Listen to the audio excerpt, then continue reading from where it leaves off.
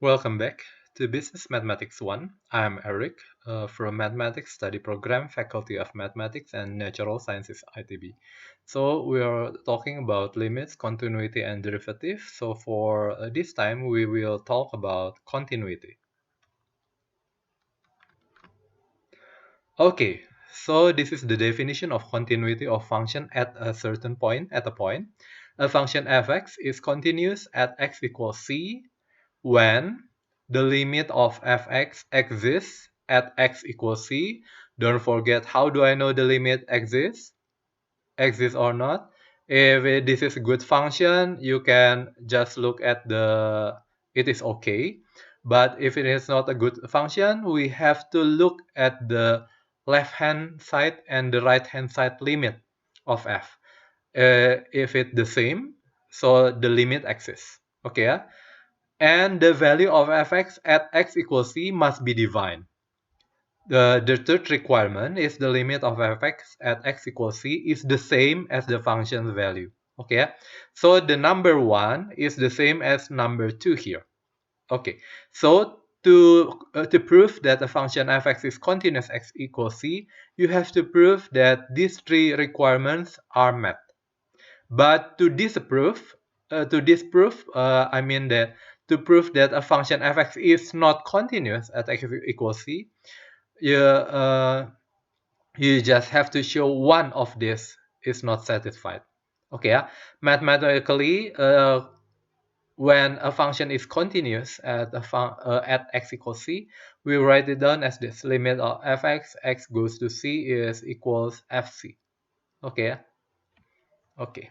And then determined by the consistent. Okay, this means continuity of function fx is determined by the consistency of condition. Remember, when limit fx x equals c, I want to find the value near x but not at c. But when this value near x near c is the same as the value of at c, that's what we usually call continuous at x equals c. Okay, let's look at this example. Okay, so at this example, this is just like the previous example. You know that there is no limit at x equals 1. Why? Because the left hand side limit at x equals 1 is 3, but the right hand side limit, or 1 plus of fx, when x 1 plus, it is 1. So this is not the same.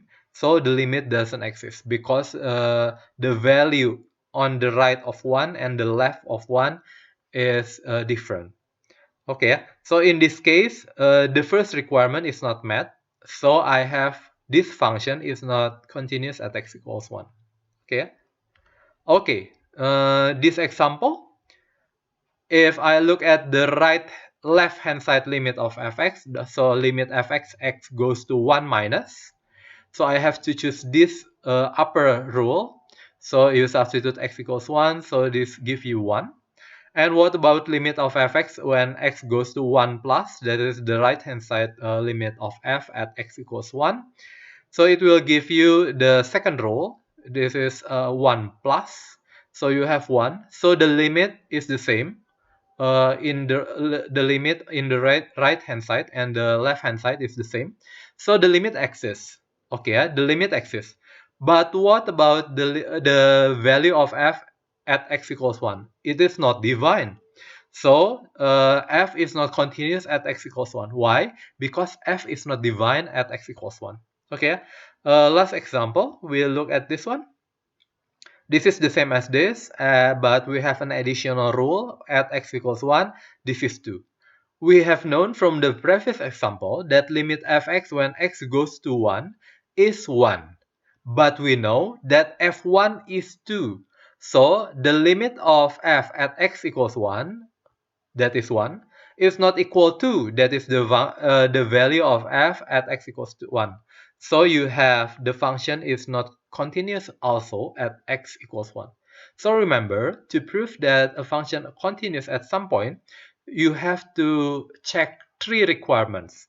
But to prove that the function is not continuous at x at some point, you just have to prove that one of them is not satisfied. Okay, yeah? So this is the definition of continuity of a function at an interval. Previously, we looked at the continuity of function at a point. This is the continuity at interval. Continuity of function at an interval is defined as continuity at every point in the interval. Okay, yeah? So all known function at junior and senior high is continuous at its domain. So power function x to the n and in its natural number. So the power function is continuous at its domain. The domain is all real.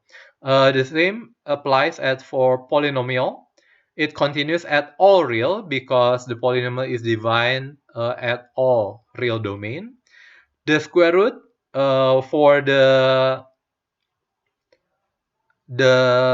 odd root, it will divide at all real, but for the even root, it will just divide at when x greater than or equal to 0. Okay, and combination also from all above function, this one, the combination of this is also continuous at its domain. Okay, yeah? Okay, later we will talk about limits. So we have talked about continuity at the point and continuity at the interval. Thank you.